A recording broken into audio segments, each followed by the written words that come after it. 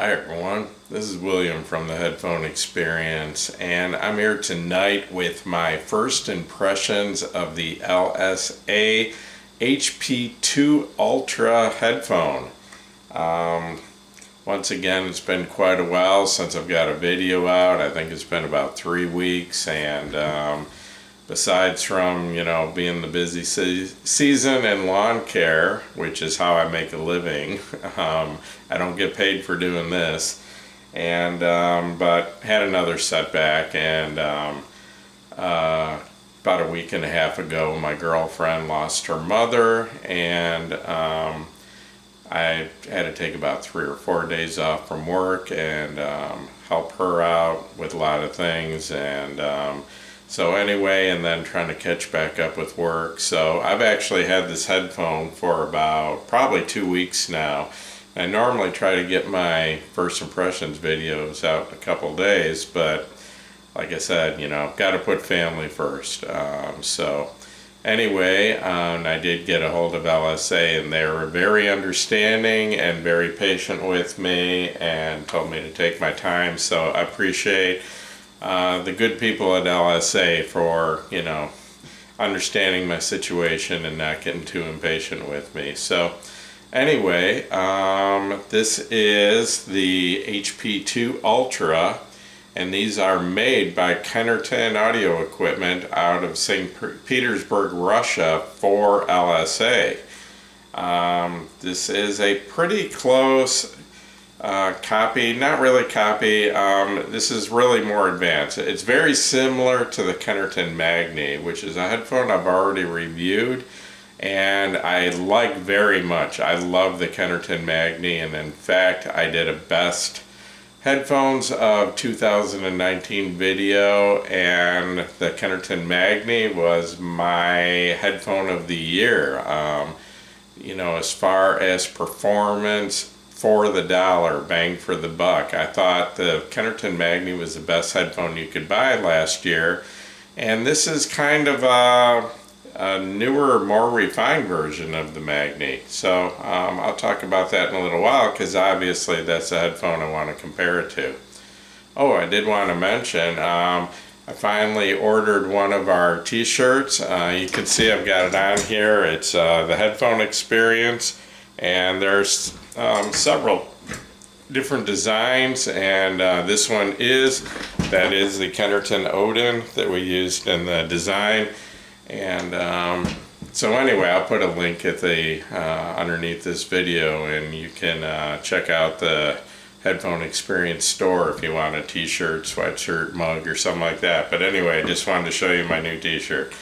So this headphone, it retails for $1,200 US dollars, and it's available right now at an intro price of $749. It is a wired, full-size, over-the-ear, closed-back design, and it uses, I believe, a 50mm horn-loaded dynamic driver, which is what makes this headphone unique, because Kennerton just recently came out with their version of this headphone, and I'm not sure how to pronounce this at all. The Jallarhorn or something like that. It's spelled G-J-A-L-L-A-R-H-O-R-N, and it's the GH50. So anyway, that's Kennerton's version of this headphone, and this one has a slightly different look. The Kennerton, I think, has a leather covering over the back, and this is just a wood design. But anyway, it's a horn-loaded driver, which is unique. The ear cup forms a horn around the driver, which sort of shapes the sound, and I don't know if any other headphone company has tried that yet, but anyway, it has an impedance of 33 ohms. It has a claimed sensitivity of 105 decibels at 1 milliwatt, so it's very easy to drive. It has a weight of a very lightweight 365 grams. I think that's the lightest full-size headphone I've ever weighed. I believe that's lighter than the Hi-Fi Man Sundara. I know it's lighter than the Hi-Fi Man Aria. Very lightweight headphone, but it is real wooden cups and real leather and all that. So it comes with a 2-meter detachable cord and very nice quality. It's a Kennerton cord. I think it says Kennerton on it somewhere. Anyway, yeah, I'm not sure, but anyway, it has a standard 6.3 millimeter or 1/4 inch single-ended plug at the amp end, and it uses 3.5 millimeter connections at the ear cups, which is becoming pretty much standard. Just about every headphone I've reviewed lately has either used 3.5 millimeter connections or the 4-pin mini XLRs. So anyway, I did want to give you a closer look at the headphone. Like I said, it's full size, it's over the ear. The ear cups are made of 2 different types of wood. This is not a veneer, this is actually carved out of a solid piece of wood. And the cup itself, I believe, is curly maple. And the back, I'm not sure what that is. It's a much darker wood, like a walnut or something like that. I'm not really sure what. But all solid wood. The ear cups are thick. They're covered with real lambskin leather. They're very soft, very comfortable. The head strap is self-adjusting, and that is also covered with lambskin leather. And then the headband is a spring steel. They are marked right and left, but I don't think it really matters. It just depends on which way you connect the cable. I don't think there's a difference front to back. The ear pads are not tapered on these, but anyway, they self-adjust, so all you got to do is put them on your head and they adjust themselves. Very, very comfortable. One of the most comfortable headphones I've ever worn. Very lightweight. They stay where they should. Just enough clamping pressure that they don't move around. You don't have to worry about them falling off. And I do want to mention that they are a closed back and they have pretty decent isolation from the outside. I just noticed when I was wearing these and talking, it totally muffled my own voice. And they, you know, not exceptional blocking out outside sound, but they do a pretty good job. You know, it is a closed back and they keep quite a bit of outside sound in, and they keep quite a bit of the music, or they keep the outside sound out and they keep quite a bit of the music in. That's one nice thing about closed back headphones. If you want to listen at night or, you know, around other people or in public, you know, you can do it without disturbing everyone. Anyway, these are, like I said, they're similar to the Kennerton Magni, which I've had a pair for quite a while, and obviously that's a headphone I'm going to compare these to, but this is just my first impression, so I haven't done a whole lot of that yet. I mean, like I said, I've had these probably a week and a half, 2 weeks now, but I've got maybe about 3 or 4 hours of actual listening time where I could sit down and really, you know, really give them a critical listen. And you know, I have done a little bit of comparing to the Magni, and like I said, that Magni, in my opinion, is one of the best headphones I've ever heard at any price. I love the Magni. The only weakness the Magni has, in my opinion, is a slightly small soundstage, and that would be expected because they are closed back. So I have done some comparison between the two, and I'll talk about that a little bit more in a few minutes. I did want to mention a few other things.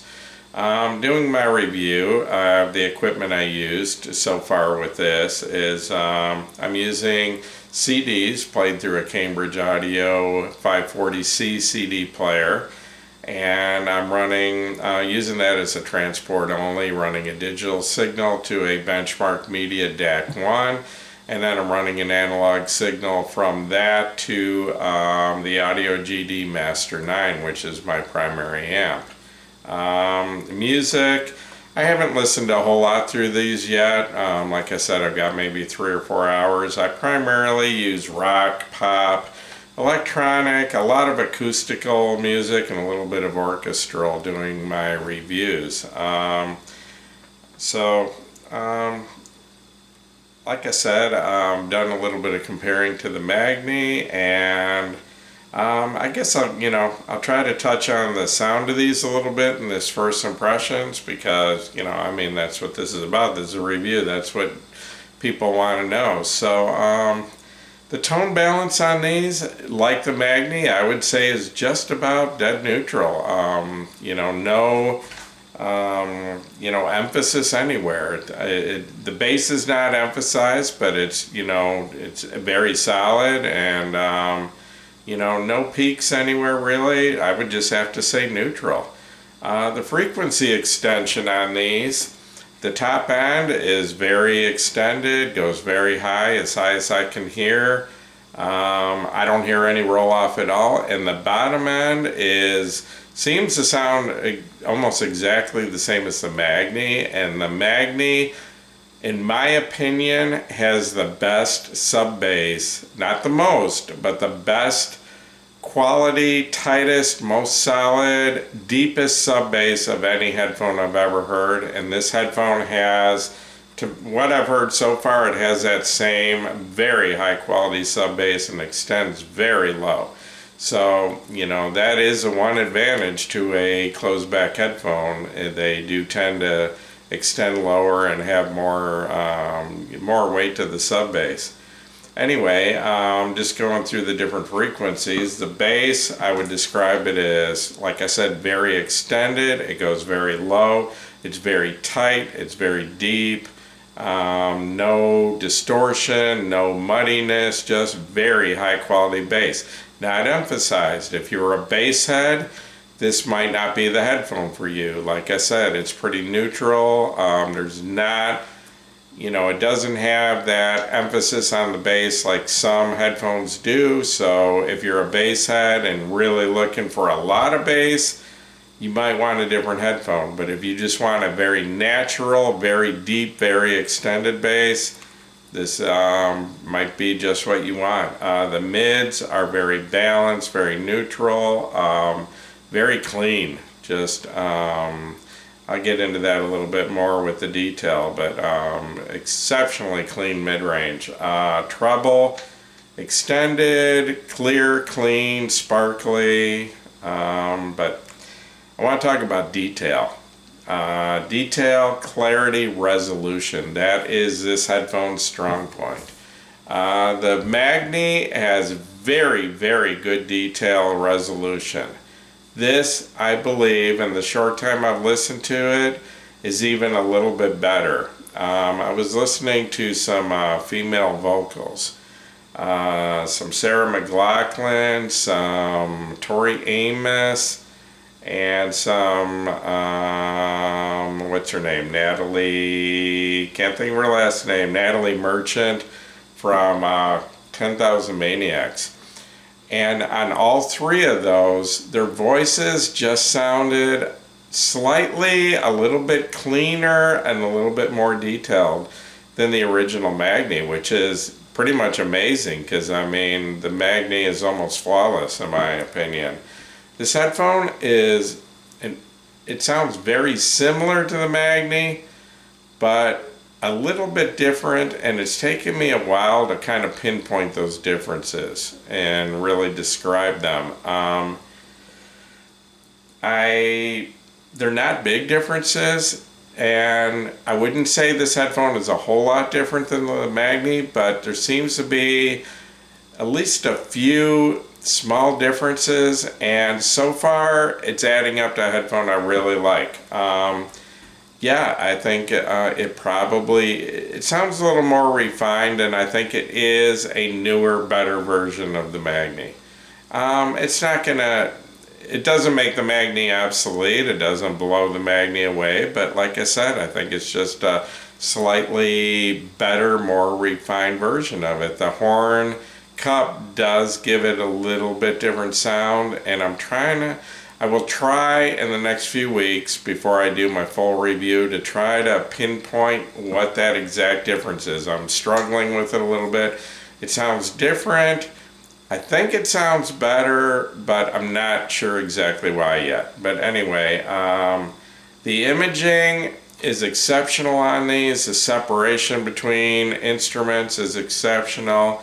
The sound stage, like I said, the one small weakness that the Magni had was the soundstage lacked width because of being a closed back. It was still decent, not tiny, but it wasn't as big as most open back headphones. I'm thinking so far that this has a little bit more width to the soundstage, especially in the vocals I was describing a few minutes ago.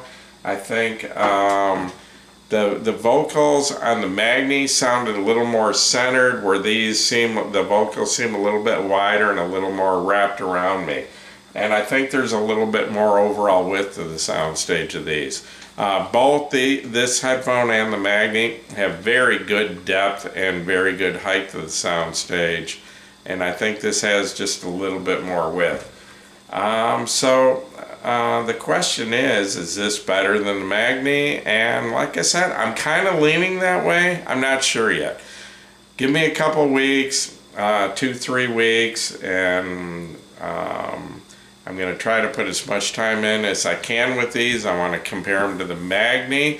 And because these are so clean and so detailed, I actually want to compare these to the Kennerton Woden, which just has exceptional detail and clarity.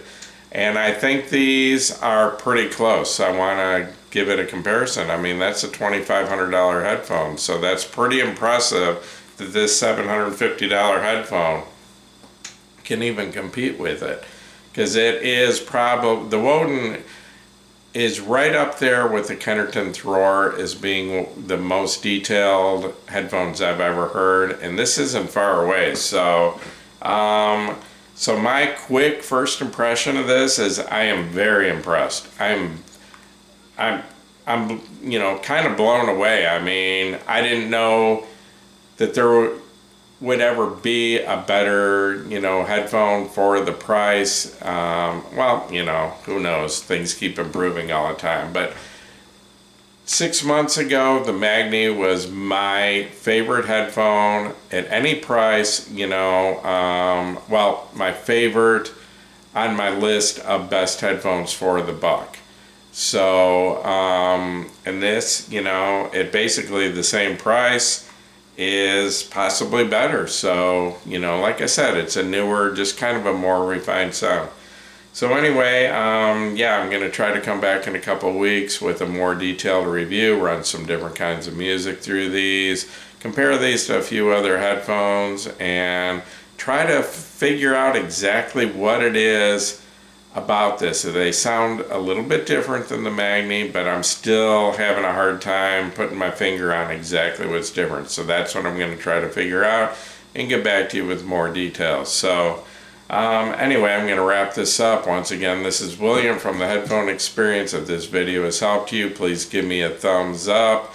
Please subscribe to my YouTube channel, and you are all welcome to join us at the Headphone Experience on Facebook.